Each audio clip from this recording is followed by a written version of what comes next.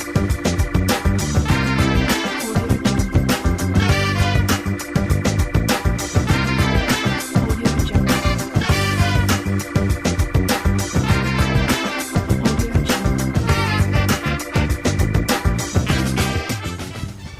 world, good day Philippines! Welcome to Pass the Info Eductalk.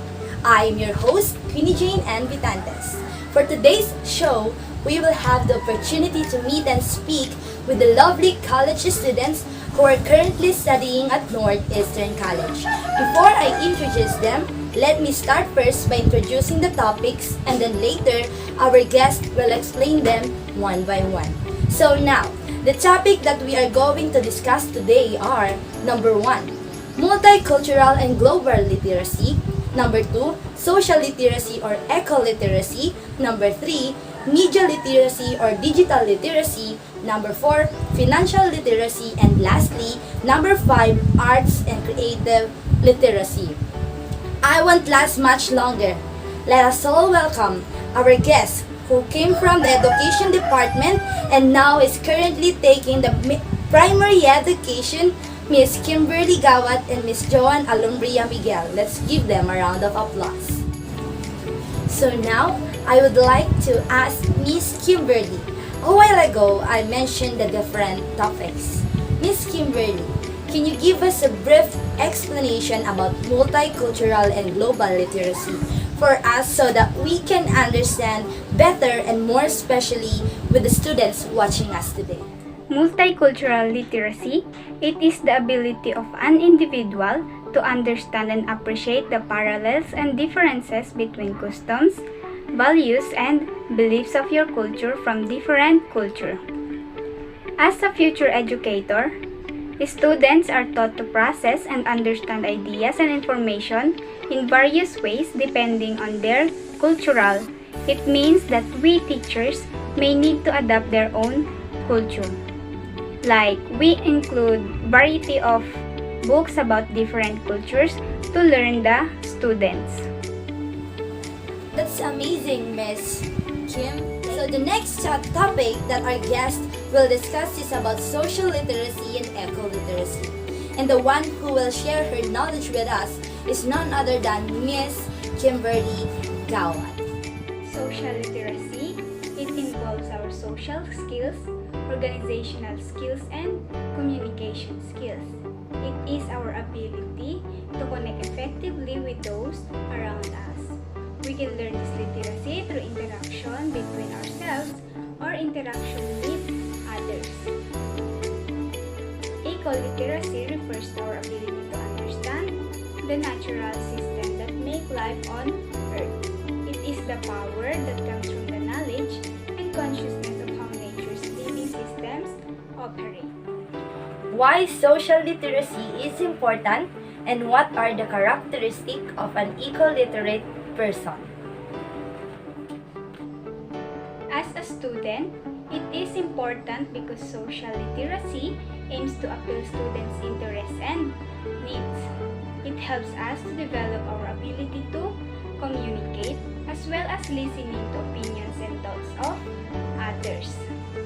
To be an eco-literate person, you must prepare to be an effective member of sustainable society with well-rounded abilities of head, heart, hands, and spirit, comprising an organic understanding of the world and participatory action within and with the environment. Miss Joanne, what is media literacy or digital literacy? What is media literacy?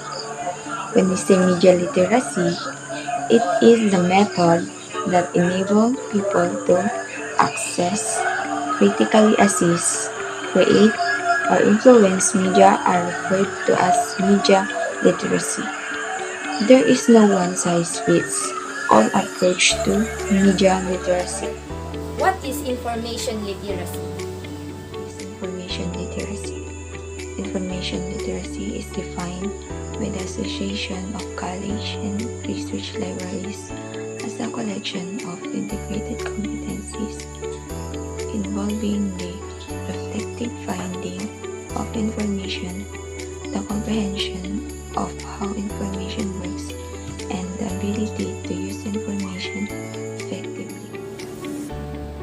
very much for your thoughtful and informative response, Ms. Jo. Up next, we will be discussing about financial literacy and arts and creative literacy with Pass the Info Eductalk. We will be right back.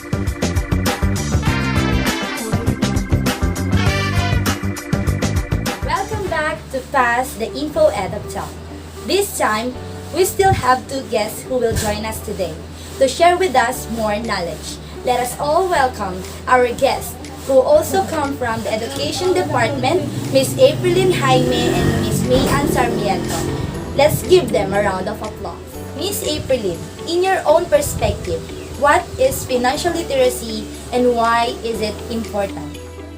Financial literacy is our knowledge that allows us, being an individual, to make informed and to be able to effective decisions with all our financial resources. It is our knowledge on how we can be able to manage, save, and invest our money. As a student, it is very important that because financial literacy provided a foundation of financial decision making, but because our responsibility is increasing. Thank you, Ms. Jaime. How do you address lack of financial skills? You cannot learn from it.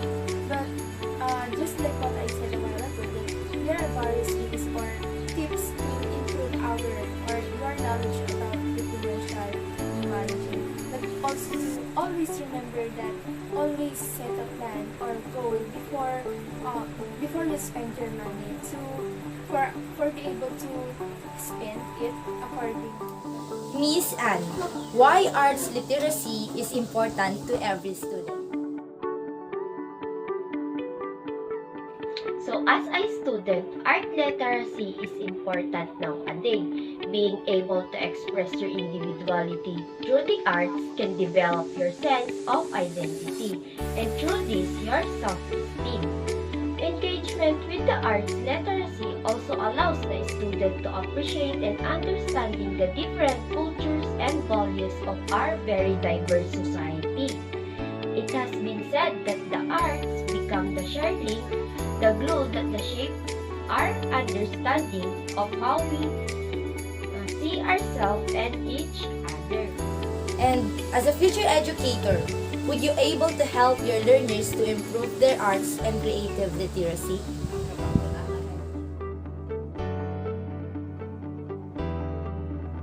So I would love to because arts inspire kids to excel in and out of the classroom.